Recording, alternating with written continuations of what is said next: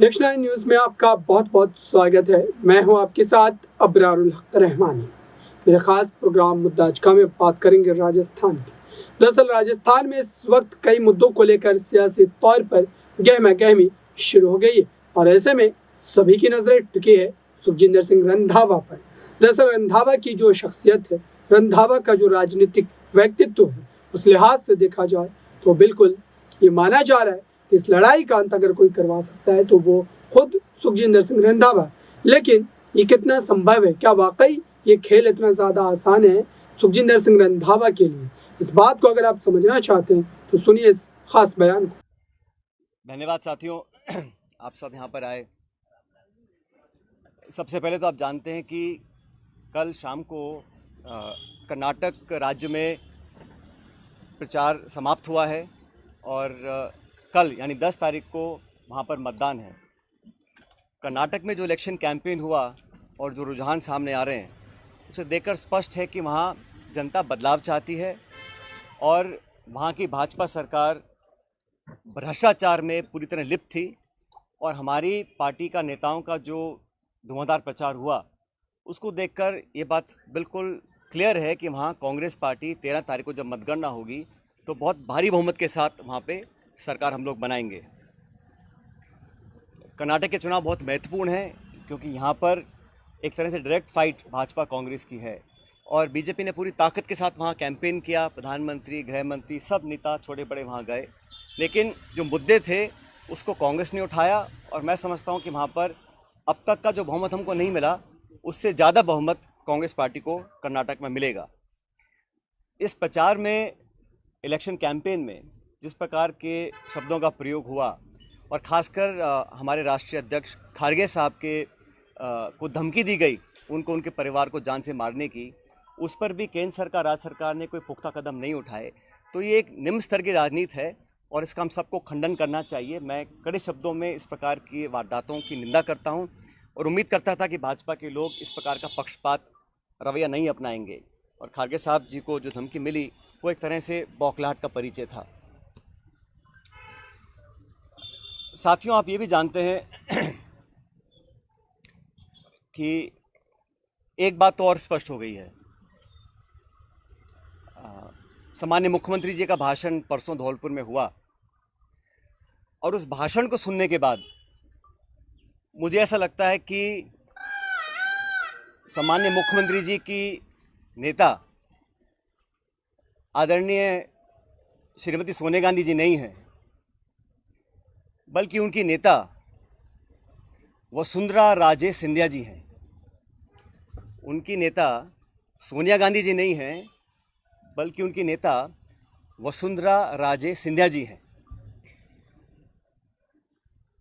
और एक तरफ ये कहा जा रहा है कि हमारी सरकार को गिराने का काम भाजपा कर रही थी, दूसरी तरफ कहा जाता है कि सरकार को बचाने का काम वसुंधरा जी कर रही थी। तो ये जो विरोधाभास है इसको समझाना चाहिए। आप कहना क्या चाह रहे हैं ये स्पष्ट कर देना चाहिए।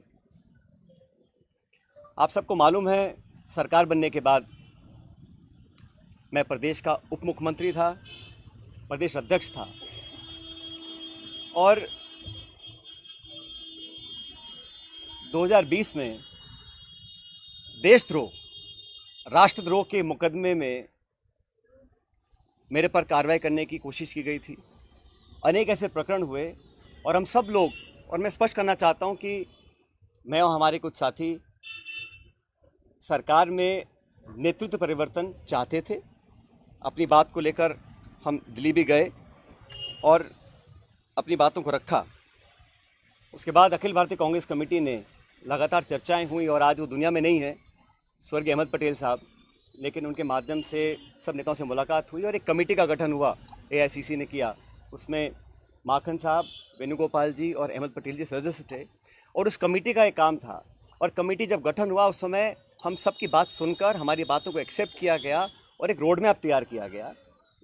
बहुत सारी बातें उसमें थी, मैं उसका उल्लेख नहीं करूँगा, लेकिन कमेटी का गठन हुआ और उसके बाद से हम सब ने, चाहे वो राज्यसभा के चुनाव हों, चाहे विधानसभा में मतदान हो, पार्टी का प्रचार हो, कांग्रेस को मजबूत और ताकतवर बनाने के लिए हम सभी साथियों ने जी जान से कोशिश की और मेहनत की, और 2.5 साल का जो कार्यकाल निकला वो इस बात का प्रतीक है।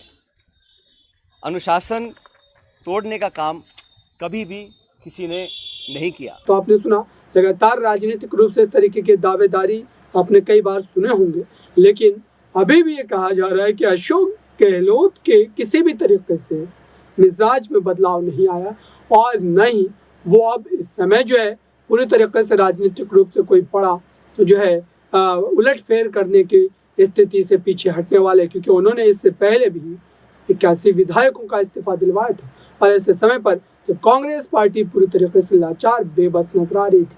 और इस पर क्या सारी बातें हुई है वो एक बार आप जरूर सुन। मुझे बहुत कुछ कहा गया, कोरोना, गद्दार, निकम्मा आदि, और जो ये आरोप परसों लगाए गए, ये 2.5 साल से मैं आरोप सुन रहा था, लेकिन हम अपनी पार्टी को और सरकार की छवि को नुकसान नहीं पहुंचाना चाहते थे।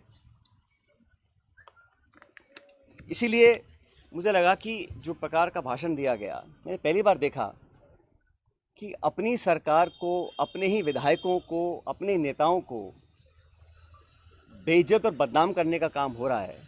कांग्रेस के विधायकों को तो बदनाम करने का काम हो रहा है, और भाजपा के नेताओं का गुणगान हो रहा है। ये समझ से परे है। इस प्रकार का जो काम हुआ वो बड़ा गलत है। और हम सब लोग जो दिल्ली में गए थे अपनी बात को रखने के लिए, किन लोगों पर आरोप लगाए जा रहे हैं? ऐसे लोग जो पब्लिक लाइफ में 30, 40, 45 साल से हैं। 3 दिन पहले मैं बाड़मेर में था। सम्मानी हेमाराम जी 1980 से विधायक हैं। उनकी क्या छवि है, मतदाता, पब्लिक, उनके क्षेत्र के लोग उनको अच्छी तरह जानते हैं, उनकी क्या क्रेडिबिलिटी है और क्या पब्लिक लाइफ में उनका अब तक का इतिहास रहा। ओला साहब, जिनके स्वर्गीय पिताजी 1957 से चुनाव लड़ रहे हैं, बड़े बड़े पदों पर रहे, और हेमाराम जी ने तो अपने नौजवान बेटे की मौत में और याद में एक छात्रावास बनाया है।